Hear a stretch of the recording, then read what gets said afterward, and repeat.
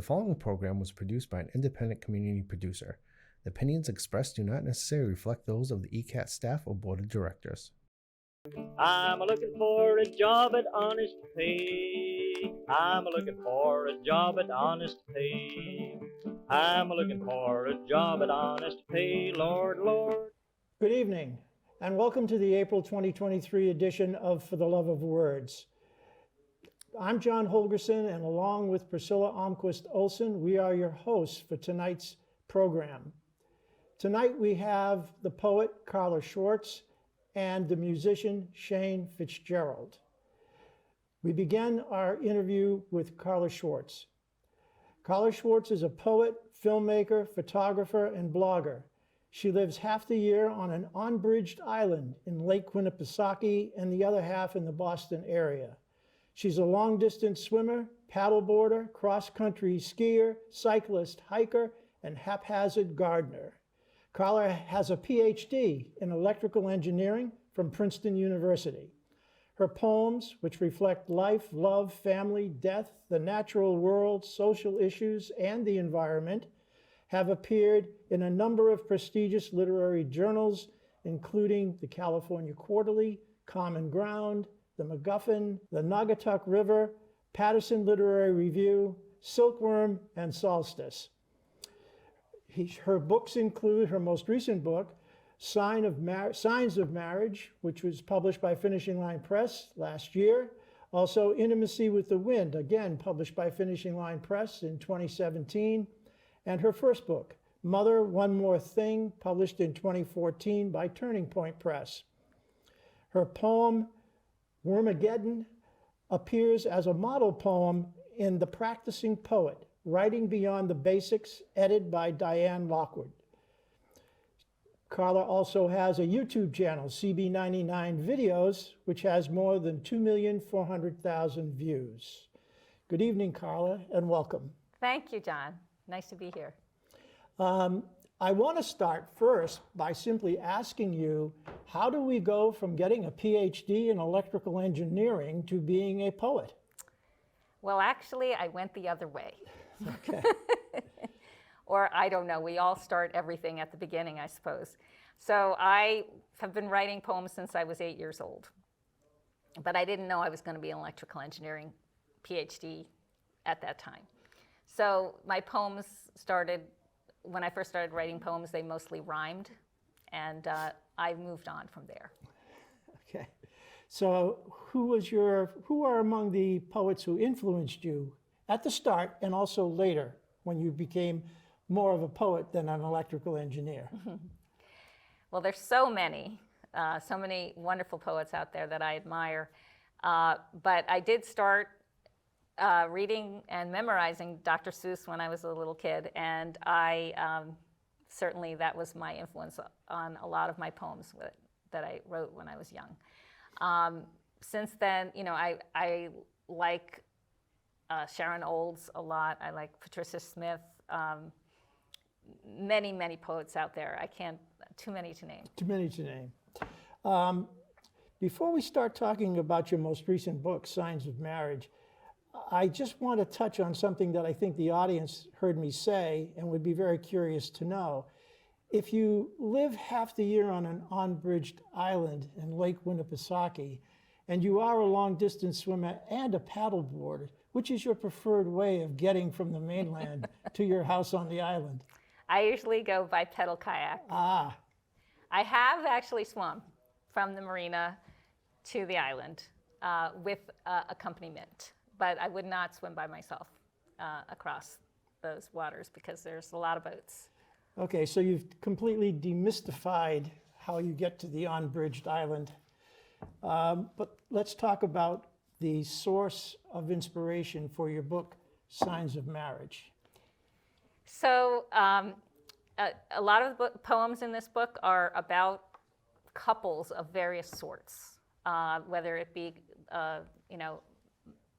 a love partnership, and or it could be poems about animals and humans, the love of humanity. So I have love of various sorts as sort of a theme going through this collection. And that's, I'd say, the closest tie to what ties these poems together. Okay. I think also the audience might be interested to know how you pick the poems for a chapbook.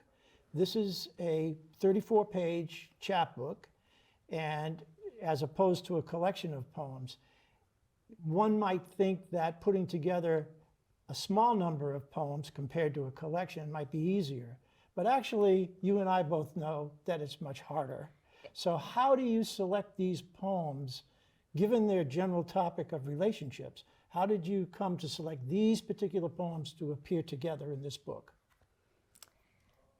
So I think, part of it was the poem that I feel brings it together, that is the poem where I got the title from, which is Marriage, Two Signs.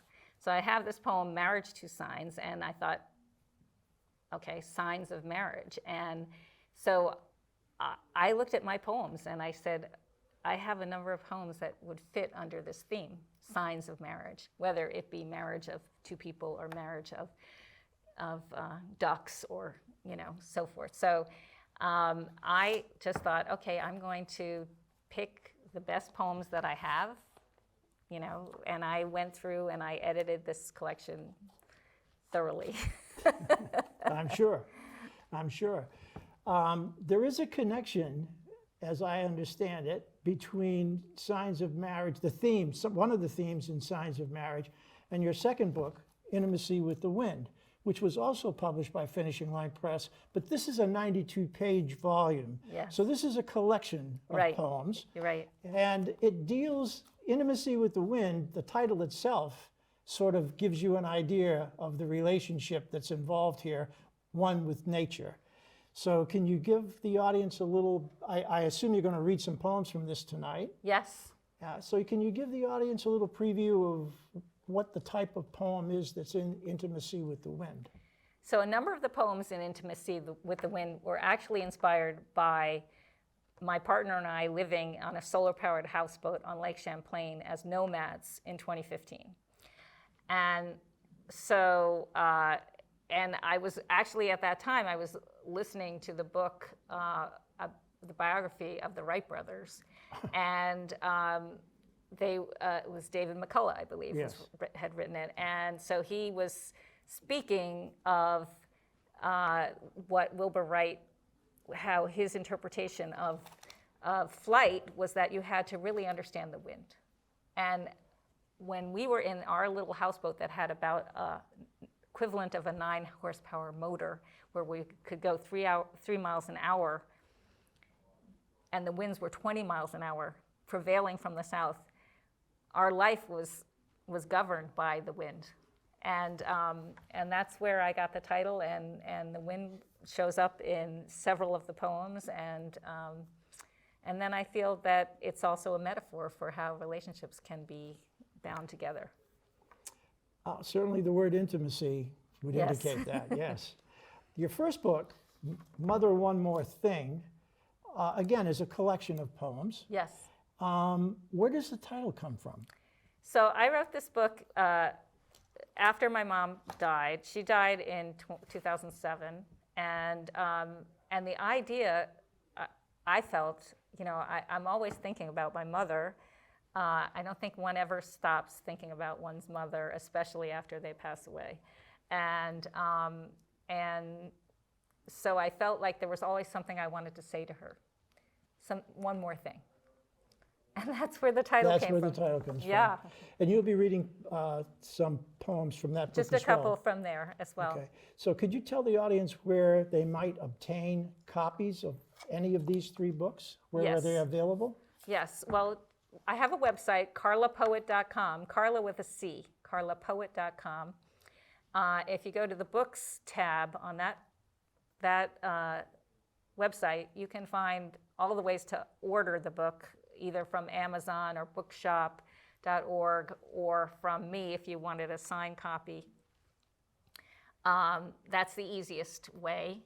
to order them. You can, certainly if you prefer to buy on Amazon, you can search for Signs of Marriage, Carla Schwartz, Intimacy with the Winds, Carla Schwartz, or Mother, One More Thing, Carla Schwartz, either of. And Signs of Marriage and Intimacy with the Wind are both available through Finishing Line Press's website as well, right? Indeed. Right. Yeah. So thank you very much for being with us tonight. I think the audience will be enthralled by the poems that you will be reading tonight from your 3 books. Thank you. Thank you so much, John. It's a pleasure.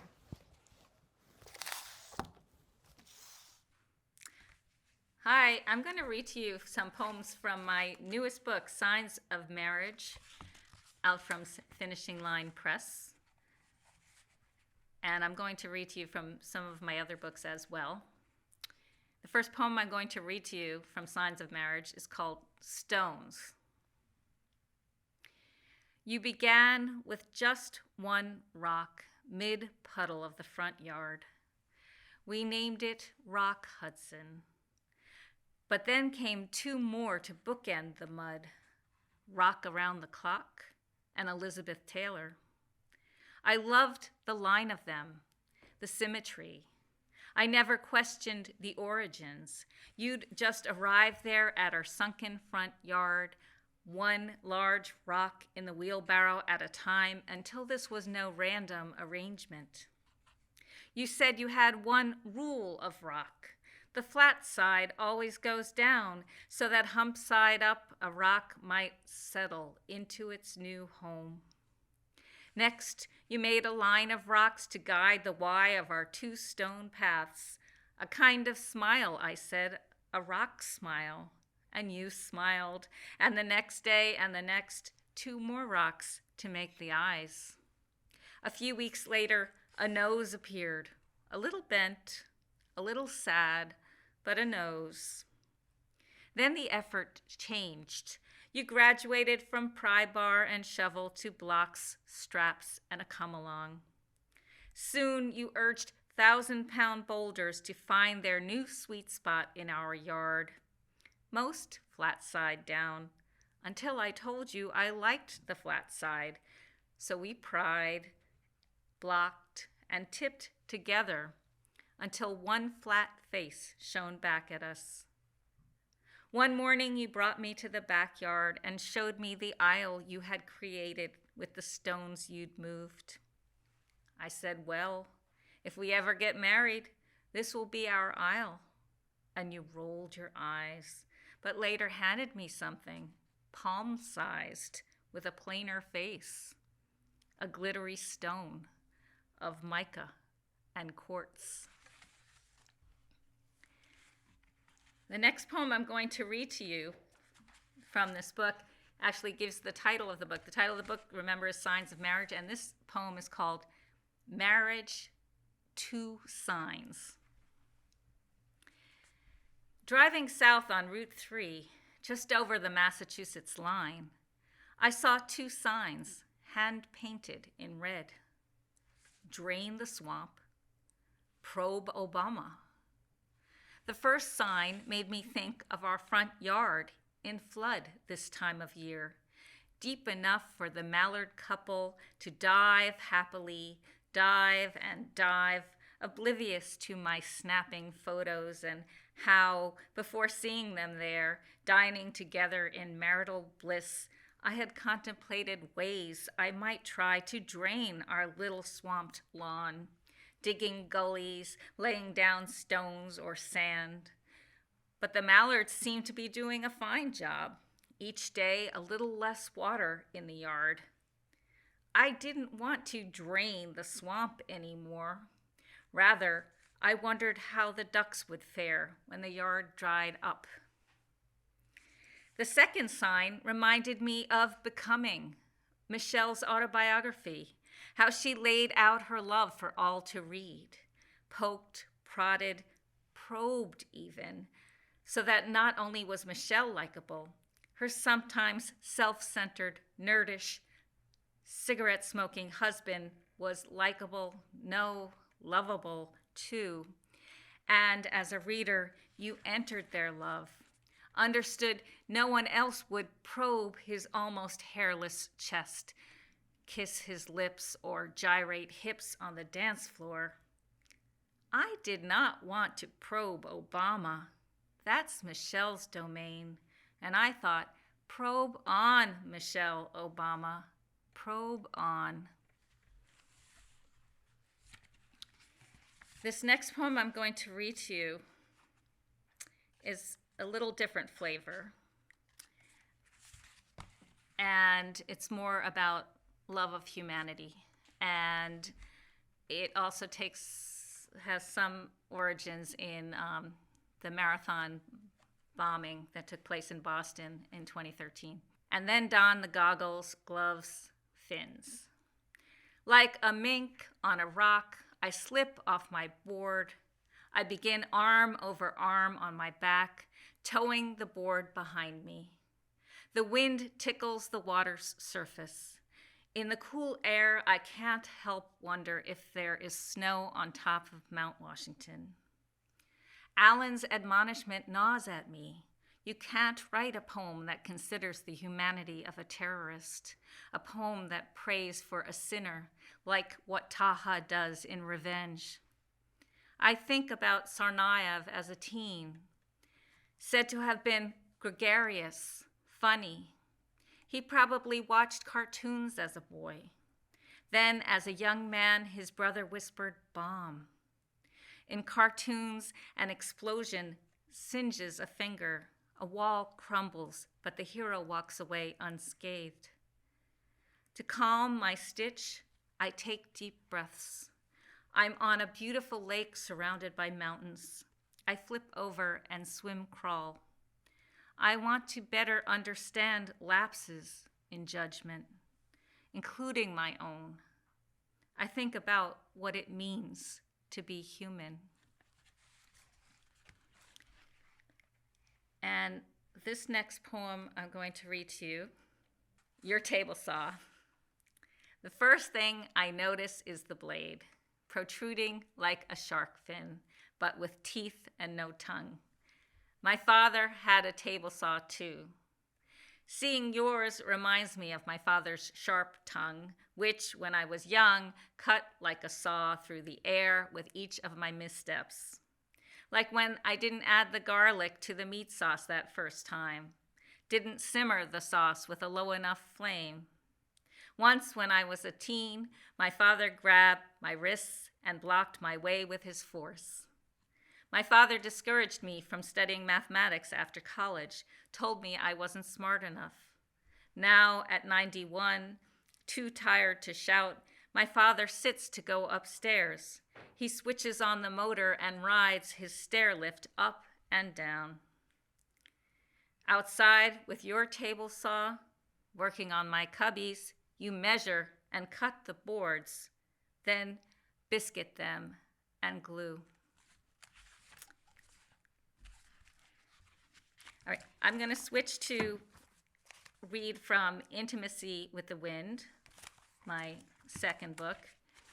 And I'm just going to read a few poems from this book. The first one I'm going to read to you is the first poem in the book, which refers to some of the tools in Adobe Photoshop, and it's called Photoshopping the Body. Surely my mother would have known what to do, would have understood masking, healing. Once she used Illustrator to make a rainbow Medusa of my sister's hair. That was back in the 90s when nothing was obvious. She was just that kind of woman to dive into a computer program and wrangle with it until she got what she wanted. For this image of me in my bikini, she would have been a magic wand wizard, smoothing out the wrinkles and shadows, removing the thickness around the thighs, that same belly, those same thick thighs she bore with a click plus drag of a mouse, wouldn't she? To look in the mirror and see my mother's rounded body, the sunburst of skin from the navel, the rays, the folds, the darker vertical depression that leads netherward, what I was once embarrassed of for her, saddens me. My mother never wore a bikini, but would have relished summers on this lake to swim every morning after waking just a few steps from shore. My mother, if only she were here, would sit with me overlooking the lake, wearing shorts and oversized tee, an iPad in hand, never mind her belly, and swipe, tap, hold. The next poem I'm going to read to you is inspired by the novella by Carson McCullers called The Ballad of the Sad Cafe, and this poem is called The Sad Ballad of the Garlic Mustard. I felt uncomfortable about Lyman. He popped up like the garlic mustard that emerged in my side yard this April. Not entirely unwelcome, the punchy green heart-shaped leaves, bouquets brides might throw to hopeful singles. The roots are tender, white, and radishy. I intended to jettison them, but then read you can cook them. I would have to soak the roots to remove the mud. Miss Amelia might have used the leaves in a beer. She would bring out pitchers and pour glasses all around while Lyman stayed on. I could open a pop-up cafe with all this mustard, sauteed in eggs, a mustard pesto, roots cooked into sauce. But then I read the young ones have more cyanide than the second years do. Bad things can go good. I stare out at all the mustard, bags full in my future, and wonder if I can tackle all this alone, if I might one day come to love my yard, if sautéing and invasive is sweet revenge. I write a lot of poems about raspberries. I have quite a few of them, and I'm going to read you 3, one from each of my books. And this one is in Intimacy with the Wind, and it's called Raspberry Season. As I was picking raspberries in my yard where the berries ripen daily into October, the bees dancing in and out of the branches and my fingers, while picking raspberries, I noticed a multiflora rose bearing her menacing hips, her seeds, and grabbed my clippers before I would forget. Soon the raspberry leaves will shrivel, leave only thorns and unripened fruit, surprised in the morning by a killing frost. Until then, I make the rounds, make them twice, to find one crown hidden under brittle leaves. Rose and raspberry thorns scratch my arms as I reach for the sweet fruit, like some omniscient protector, saving the berries for more deserving fingers, or a rabbit or slug or bird. I pick the raspberries behind my house where the berries bear into October, and the dwindling portends winter. I'm next going to read to you a poem from my first book, Mother, One More Thing, and that poem is called A History of Raspberries. Frances lived in a little house between Route 9 and the Pike. She had been there 40 years through 2 kids grown and gone, husband dead, cigarette habit dead, but her plantings thrived. She was thinning raspberries one year and offered me some. I made a place for these to compete with my wild blacks, which I could take or leave. When I lived in Vermont, I planted raspberries in front of the Bathtub Mary. I don't know what the nuns next door thought about that, but those berries were good. It took 3 years before the first berries arrived one October, just barely before the first frost. In November, I put 2 soft, plump ones in a silver cardboard ring box to bring to my mother, sick in hospital. Her eyes lit on them as if they were holiday ornaments or truffles or cherry stones on the half shell. Now Frances is dead, lung cancer, mom, leukemia. I get a summer and fall crop of raspberries. I had berries into December this year. I still have the red-stained box. Each bite, a sweet, tart burst. Frances, my mother, Bathtub Mary. And I'm going to read to you a poem called Raspberries in my book, Signs of Marriage. And this is kind of it's about relationships and it's about raspberries.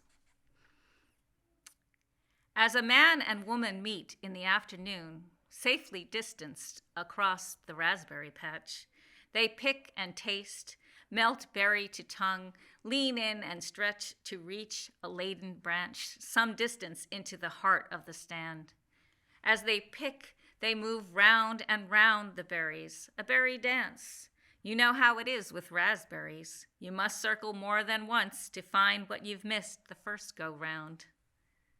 They speak not the heaviness of the years lost between them, begun around some other patch of fruit, not of their diaspora, not their chance reunion. No, hell no. Raspberries, only raspberries. I tell you these two, they swallow the drupelets, ignore the scratches. Between fingers, they pinch the flavor. And I am just going to read 2 more poems. I'm going to read to you a poem from Mother One More Thing, which is called In Defense of Peaches. My mother tied her socks to the peach tree in front of her house. I'm guessing she took sweaty ones off her feet one day or specially donned old ones and hung them in an old shirt to scare away squirrels and rabbits, maybe after reading about it somewhere. Better than fox urine for sure. The socks still hang on the tree. Larva lollipops. None of us has thought to press nose to cloth and inhale. That was her last wish, to go outside. Let whatever of Mom still imbues remain and hang there year-round like her clay bells. The other day under my peach tree, there were 4 hard ones shaken down and chewed as best a greenstone can be. Must have been a squirrel with a bad memory taking a bite of one and a next, leaving the unfinished to ferment. That same day, I discovered my shoe was lucky, twice lost in 3 months, first on a mountain, next on a road. Maybe I should nestle those shoes into the crook of my peach trees to fend off the wildlife. Maybe my mother's climbing shoes will do. Maybe this year I will be lucky in peaches. And I'm going to finish my reading with a villanelle from Signs of Marriage, which is called Promise. A promise of hope to ski with my father, unfulfilled amid the snow and the trees. A pleasure, the joy he once shared with my mother. We couldn't do better than Saturday's weather. The cool, sunny day, the light winter breeze. So I promised to ski with my hopeful father. I urge him to carry some food and water and to use his less cumbersome skis for the pleasure he once shared with my mother. With pink ribbons tied to his poles, his tethers, I spot him afar from hundreds of feet, a hopeless promise to ski with my father. His ski pace is a crawl, no faster. He can no longer kick glide with ease to practice his pleasure once shared with my mother. His unflappable will to ski doesn't dither. Tumbles and icy spots fail to displease. He vowed ever after, so ski goes my father, a joy first kindled in him by my mother. Thank you. And I want to welcome Shane Fitzgerald, our guest tonight for The Love of Words. And Shane is a wonderful musician, songwriter, and somebody who knows how to put words to music. Thank you, Shane, for your performance, and thanks for joining us tonight. And I appreciate your story. You told me a little bit about yourself, but tell our audience how did you get started? I know you have a family that's really musically inclined, and tell us a little bit about that. So yeah, my dad plays. He's a drummer, and my brother is a bass player. So I pretty much had music in my home, my whole life. I started playing. I tried to start playing guitar when I was like 6 or 7, but didn't really start playing until I was 10 or 11. But you don't just play guitar. You play drums, and you play the bass. Now I know why. Your father played drums, your brother played the bass, so you took up all those instruments besides guitar. What do you enjoy most? Is it the creative process of writing the music and putting the lyrics to music? I guess the thing I like the most about music is variety. Doing as many different things as I can.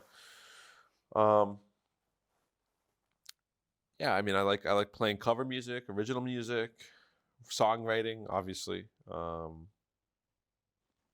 Yeah, whatever opportunity I can have in music, I'll try at least. When you're writing the lyrics, is the message important to you?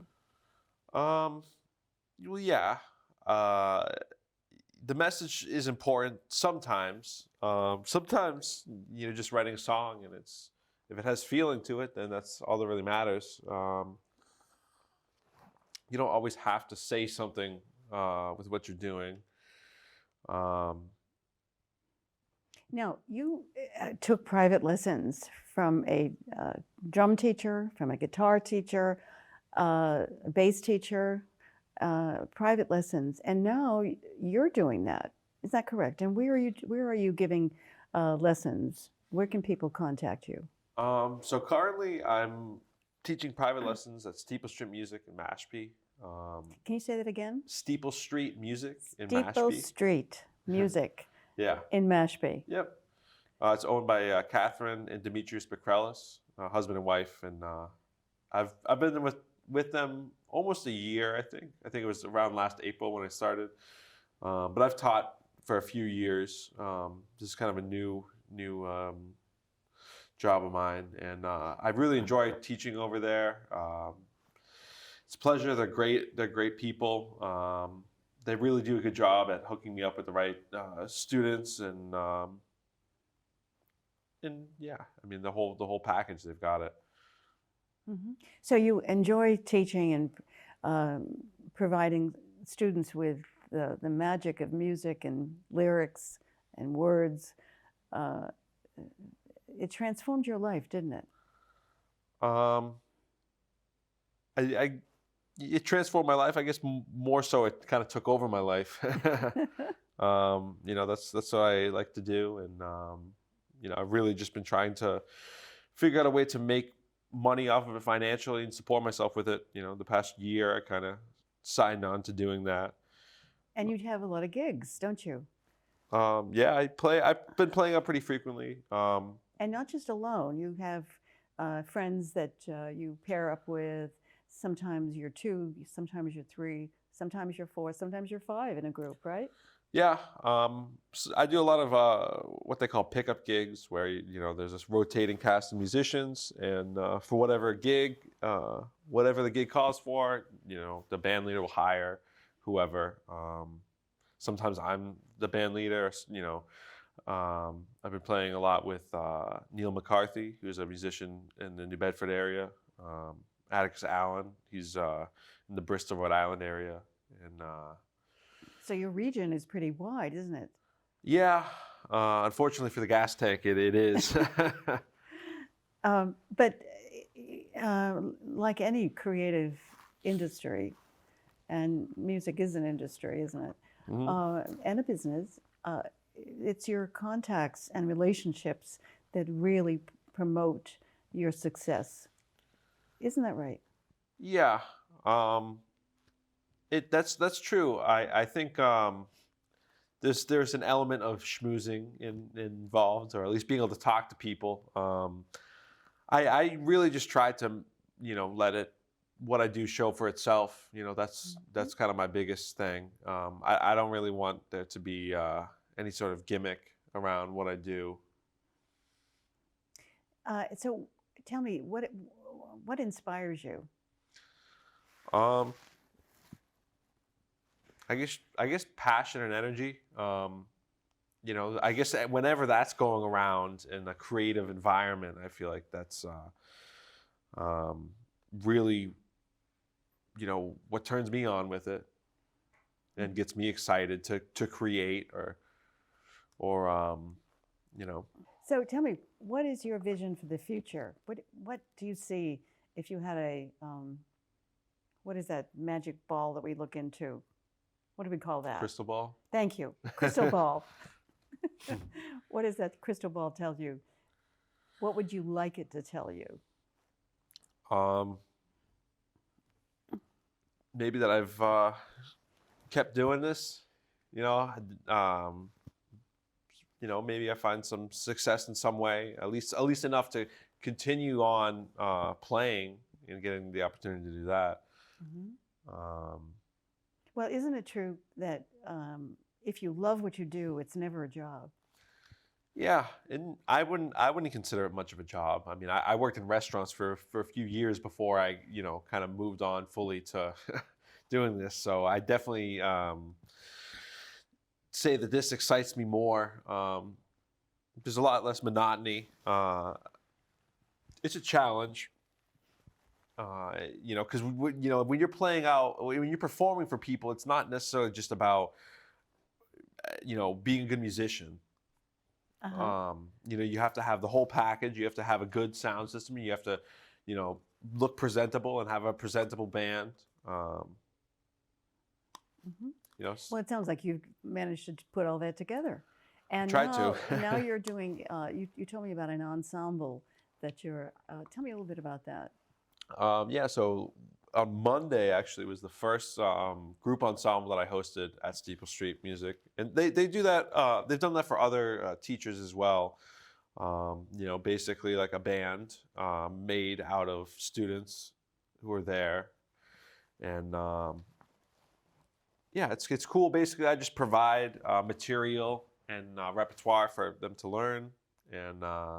So you're the teacher. Okay. Yes. We need to wrap this up, but tell me your final words.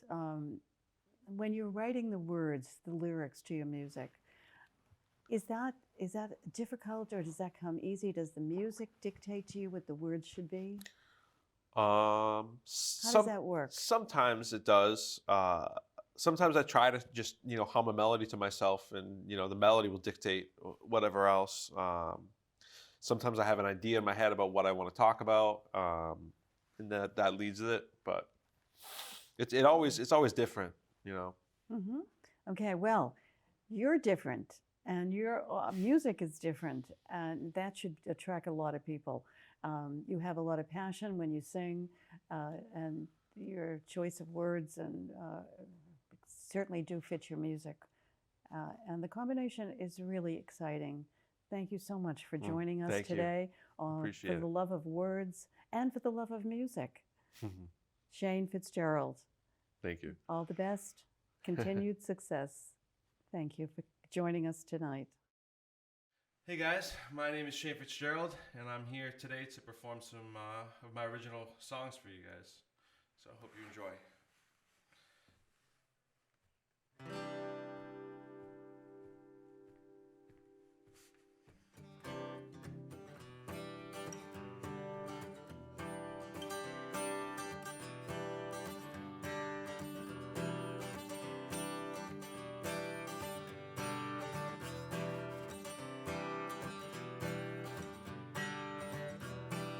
Rising skies for summer nights and all your lights, I wish I could believe. Old town streets where mothers weep and broken teeth they bit off all they see. Lonely bones left on their own, the bird has flown, but boy she sure can sing.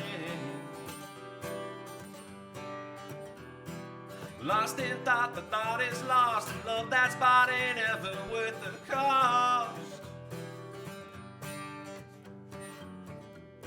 It's what you've always wanted, it's just not what you need. And girl, I'm so afraid now of something I've never seen. No, no, left here alone, all on my own. 2 towns from home, well, I still think about you when you're gone.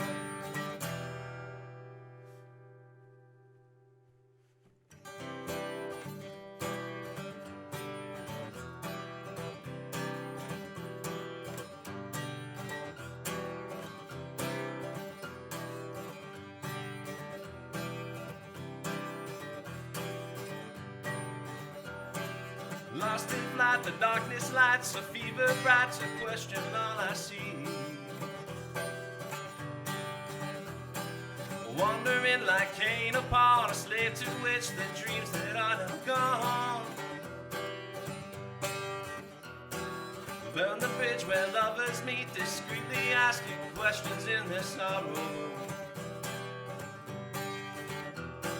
Tempered with the destined fate to find out all my actions far too late, far too late. It's what I've always wanted, it's just not what I need. And boy, I'm so afraid now of something I've never seen. No, no, left here alone, all on my own. 2 towns from home, well, I still think about you when you're gone. When you've gone, gone, gone, gone, gone. When you've gone, gone, gone, gone, gone. When you've gone, gone, gone, gone, gone. When you've gone, gone, gone, gone, gone. When you've gone. When you've gone. When you've gone.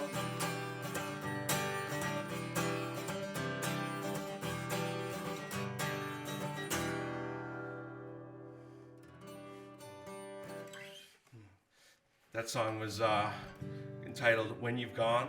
That was off of my the first EP that I released. And the next song is going to be a song I released as a single. It's called "Little Brother." A little bit of a slower paced ballad.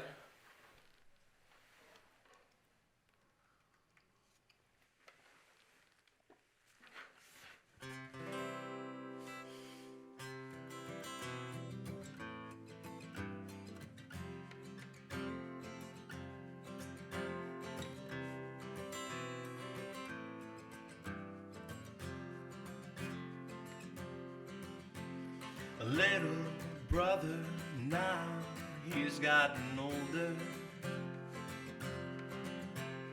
Into the night as he awakens from a dream. If all the thoughts inside your head that bring you pain or bring you dread, I still want you to know that I care.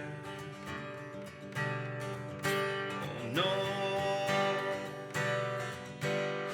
older brother now, he's gotten colder. Faced with the years where he's been so left all alone, where everything that he wants to be is something the world may never see.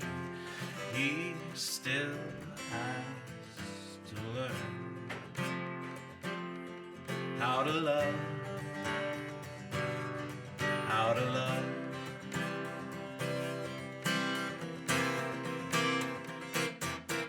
If every breath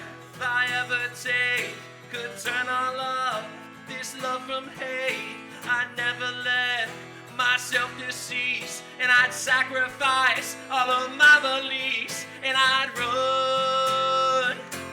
Oh, how I'd run into your arms,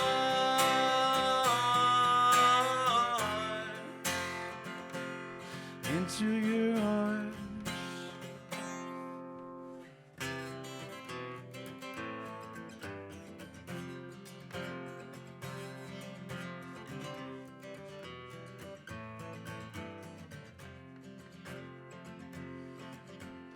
Little brother, now can you hear me? You're all I want to see, so please come to me.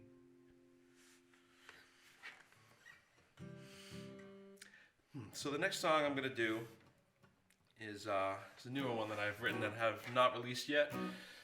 So I guess this is the first time I'm playing it live, so hope you guys enjoy.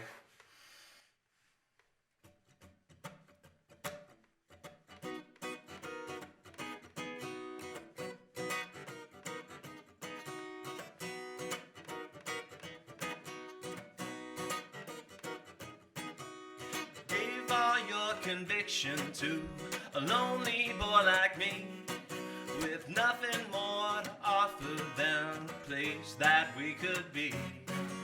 And now you're counting straws to find the dream I couldn't see.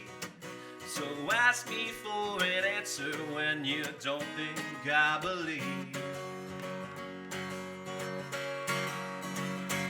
Is it alright?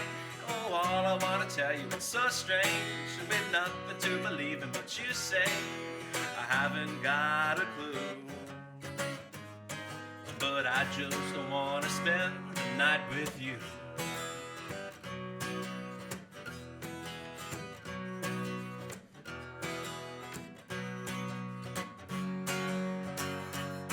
So maybe I will stumble when I sit next to you. But when I start to sing my song, oh, you know what to do. Well, is it alright? Oh, all I wanna tell you, it's so strange. With nothing to believe in, but you say I haven't got a clue. Ooh, but I just wanna spend the night with you.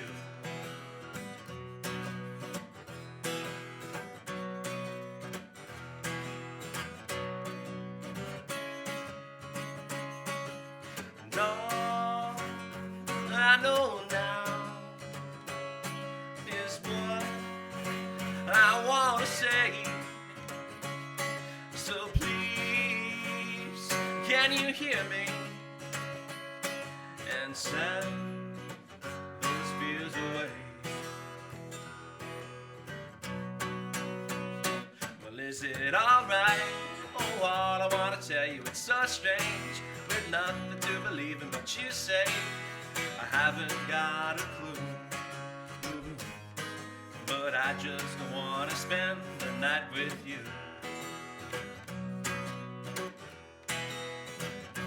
Well, is it alright? Is it so strange? I believe in you.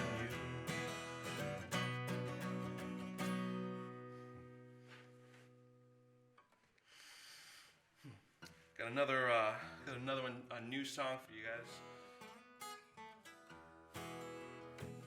It's called Hanging On.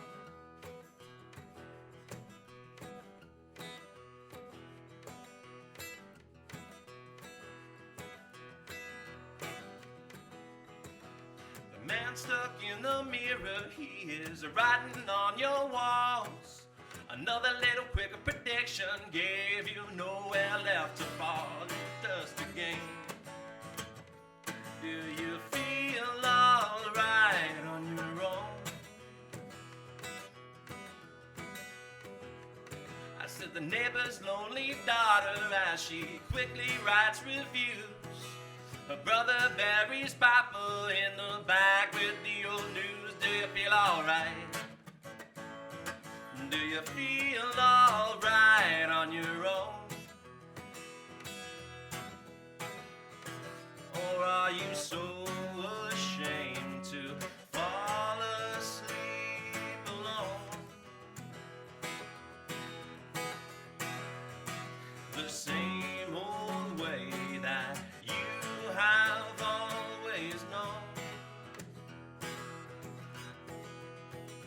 that what keeps you standing there, hanging on by the phone?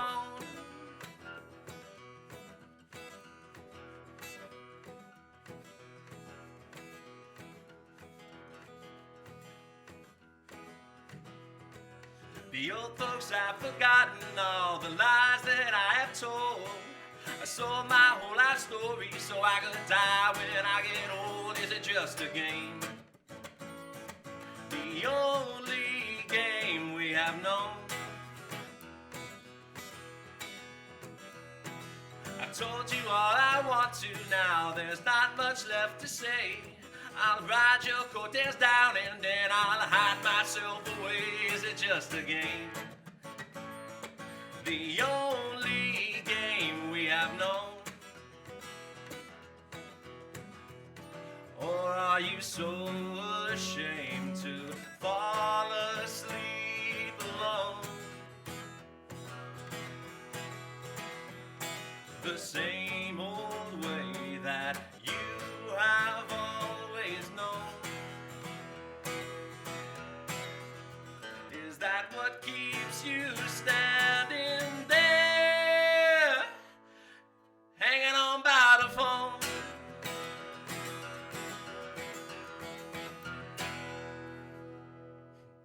The next song I'm going to perform for you guys is my latest single. It's called Do You Ever Feel It?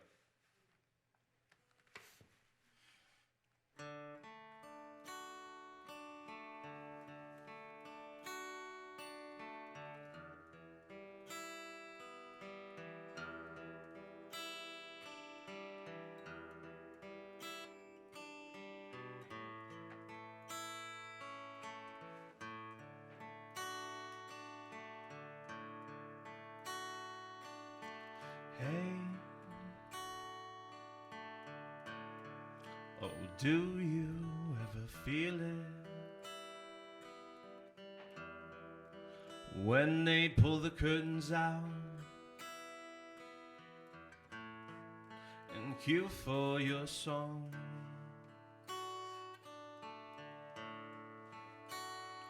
When now all they're really hearing is only just a reason for them to sing along.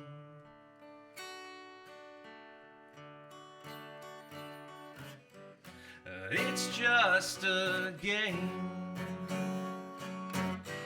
you're forced to play.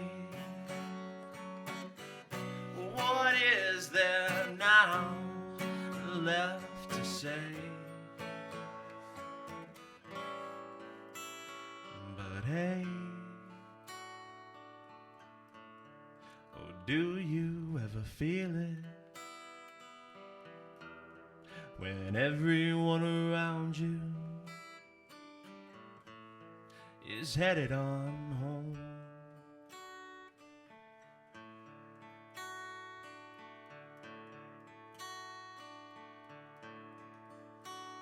So now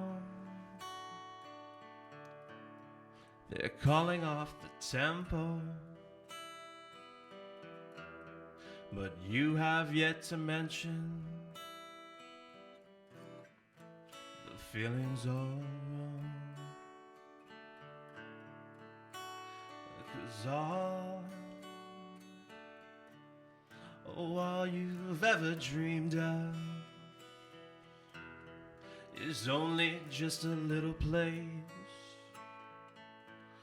for you to be alone. It's just a game you're forced to play.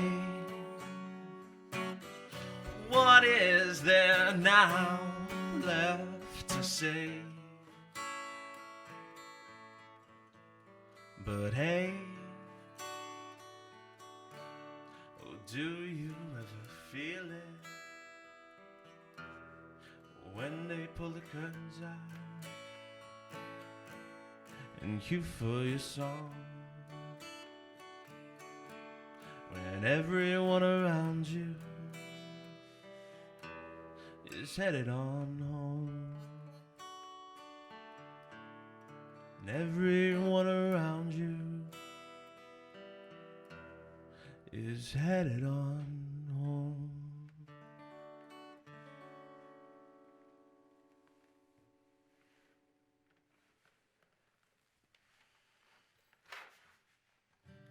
Cool. So I got one more song to do for you guys. So guys, I got one more song for you, and it's a song off my first EP. It's titled See You Tonight. Hope you enjoy. How many days has it been since I saw my only friend?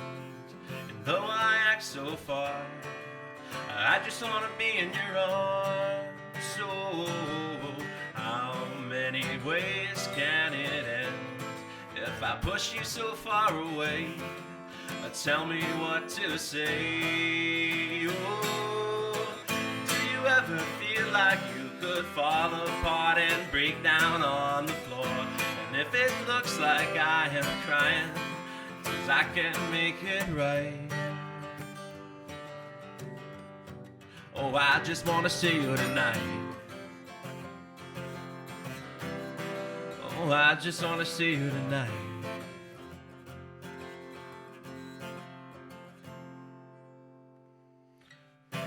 Many dreams are left untold. Well, remember when we are old, but I know where to bold. Oh, do you ever feel like you could fall apart and break down on the floor? And if it looks like I am crying, it's 'cause I can't make it right. Oh, I just wanna see you tonight. Oh, I just wanna see you tonight.